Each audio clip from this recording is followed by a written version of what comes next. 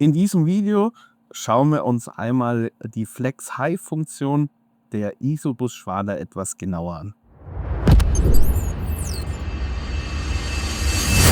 Der grundlegende Gedanke bei Flex-High ist, dass man bei schnellerer Vorfahrtgeschwindigkeit tendenziell die Rechhöhe etwas niedriger einstellen sollte, da die Zinken entsprechend mehr Futter zu transportieren haben und sich dadurch weiter nach hinten biegen.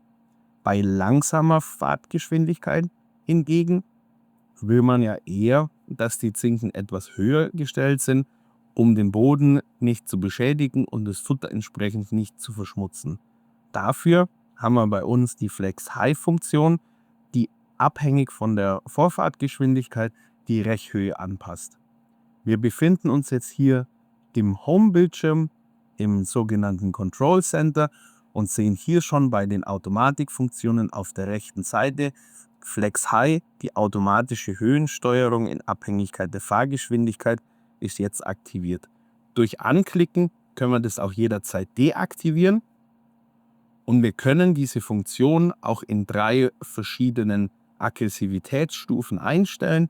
Man sieht hier oben in der Kopfzeile auch immer die aktuelle Stufe, in der wir sind.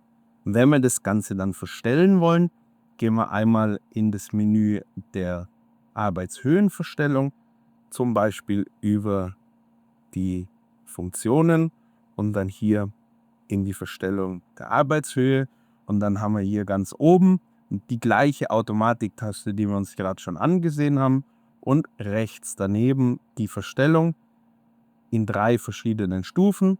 Low bedeutet, der Verstellbereich ist gering, Medium entsprechend ein mittlerer Verstellbereich und High ist die höchste Reaktionsstufe mit dem höchsten Verstellweg entsprechend der Fahrgeschwindigkeit.